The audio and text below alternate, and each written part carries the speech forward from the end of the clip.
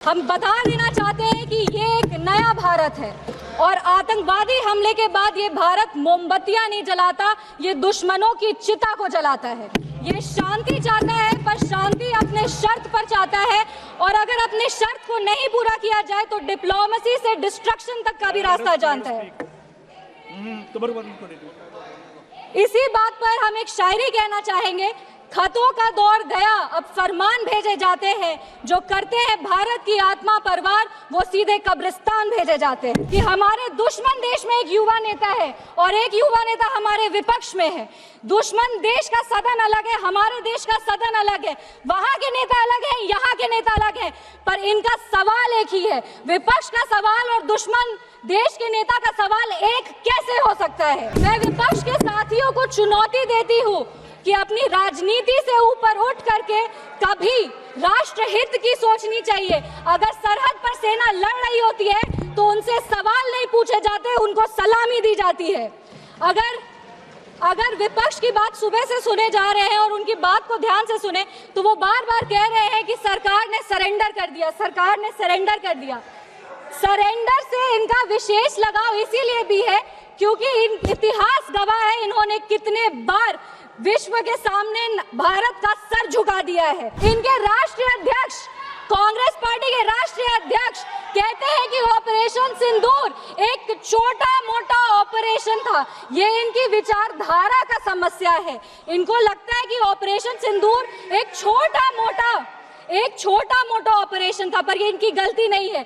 इनकी विचारधारा ये कहती है कि अगर हिंदू धन को आगे लेके जाओ, हिंदू धन के पक्ष में बोलो तो वो सैफरन टेरराइजेशन है, पर इनकी राजनीति के लिए ये कहते हैं आतंकवादियों का कोई धर्म नहीं होता। ये दोहरा चरित्र क्यों है इनका? आतंकवादियों ने हमारे नागरिकों को धन पूछकर मार दिया। हम उनको कहना चाहते हैं कि जिस सनातन को मुगल की तलवार नहीं खत्म कर पाई, जिस सनातन को अंग्रेज की तोप नहीं खत्म कर पाई, उस सनातन को इनकी छोटी मोटी राजनीति क्या खत्म करेगी? जयगौर के साथ धन्यवाद सभापति महोदय, आपने इतने महत्वपूर्ण विषय पर बोलने का अवसर दिया। विशेष रूप से आभार व्यक्त करेंगे हमारे पार्टी के राष्ट्रीय अध्यक्ष। Madam one second. अध्यक्ष जी, मेरी यही मांग है कि हमारी आज हमारा सुझाव माने तो ये माने कि हमारी फौज को, हमारी एयरफोर्स को आधुनिकता से लैस किया जाए, बजट को बढ़ाया जाए। जो आज हमारी एयरफोर्स के अंदर जिस तरीके से मजबूती, आज 2 फ्रंट 3 फ्रंट वॉर की बात चल रही है। आज पाकिस्तान 82% अपने हथियार चीन से ले रहा है, तो बांग्लादेश 71% अपने हथियार चीन से ले रहा है। ऐसे में नेटवर्क प्लेटफॉर्म हर तरीके से आधुनिकता से लैस किया जाए। आप वो ऑपरेशन सिंदूर आप कह रहे जारी है, क्रिकेट जारी मत करो ऑपरेशन सिंदूर के साथ, और करना है तो हमारी देश की फौज को मजबूत करने का आप काम करिए, हम साथ देंगे। धन्यवाद। धन्यवाद सभापति महोदय, आपने ऑपरेशन सिंदूर जैसे महत्वपूर्ण विषय पर बोलने का अवसर दिया। विशेष रूप से आभार व्यक्त करेंगे हमारे पार्टी के राष्ट्रीय अध्यक्ष श्री चिराग पासवान जी का, क्योंकि आज इस बहस में हम पहली महिला सांसद हैं जो ऑपरेशन सिंदूर पर अपना पक्ष रख रही है, ऑपरेशन सिंदूर के फेवर में बोल रही है। हमको गर्व होता है कि आज ऑपरेशन सिंदूर पर बोलने का अवसर हमको मिला, क्योंकि इतिहास में ऑपरेशन सिंदूर को स्वर्णिम अक्षरों में लिखा जाएगा, क्योंकि विश्व स्तर पर इसने एक न्यू नॉर्मल को स्थापित किया है भारत के लिए।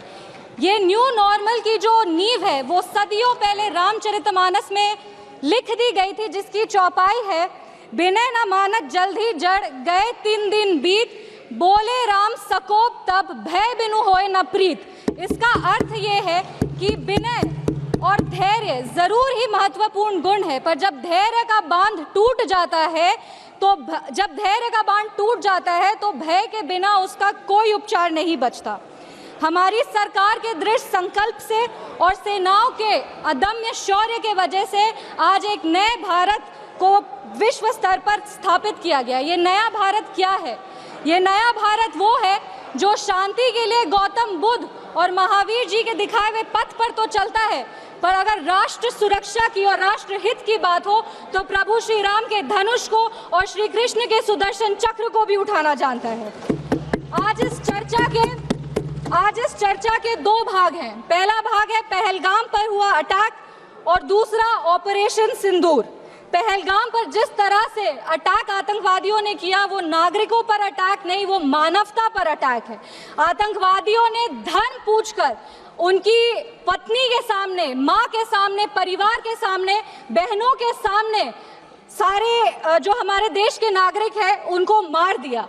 हम लोग ये पूरा देश वो चित्र कैसे भूल सकता है जब एक नवविवाहित महिला लाल चूड़ी पहनकर अपने पति के शव के बगल में बैठी थी। इसने पूरे देश को झंझोड़ करके रख दिया था। लेकिन दुर्भाग्य की बात यह है कि आज भी हमारे देश में ऐसे लोग हैं जिनको पहलगाम से ज्यादा दुख पैलेस्टीन के लिए होता है, क्योंकि ये उनकी राजनीति को फायदा नहीं देता। लेकिन जहां राजनीति के लिए कई लोग चुप्पी साध लिए, वहां हमारे यशस्वी प्रधानमंत्री ने राष्ट्र धर्म निभाया और उन्होंने महिलाओं के आंसुओं को ही नहीं पोंछा पर महिलाओं के स्वाभिमान को और सम्मान को पुनर्स्थापित किया। हम बता देना चाहते हैं कि ये एक नया भारत है और आतंकवादी हमले के बाद ये भारत मोमबत्तियां नहीं जलाता, ये दुश्मनों की चिता को जलाता है।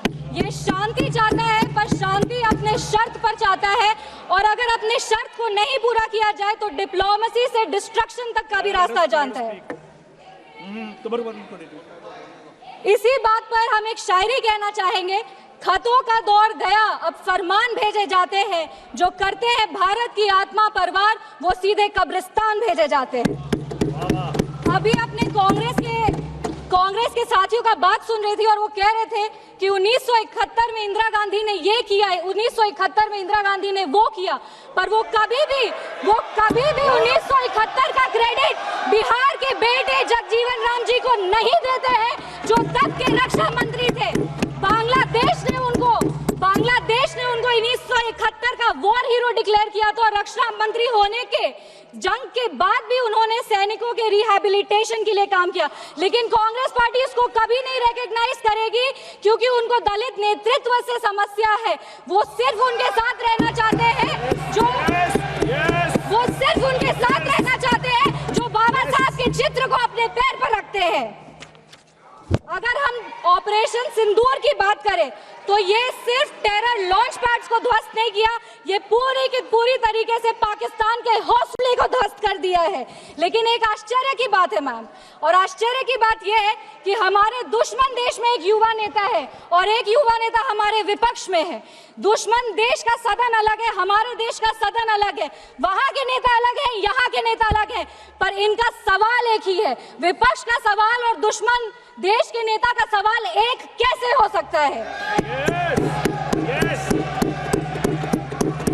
मैं विपक्ष के साथियों को चुनौती देती हूँ कि अपनी राजनीति से ऊपर उठ करके कभी राष्ट्र हित की सोचनी चाहिए। अगर सरहद पर सेना लड़ रही होती है तो उनसे सवाल नहीं पूछे जाते, उनको सलामी दी जाती है। अगर विपक्ष की बात सुबह से सुने जा रहे हैं और उनकी बात को ध्यान से सुने तो वो बार बार कह रहे हैं कि सरकार ने सरेंडर कर दिया, सरकार ने सरेंडर कर दिया।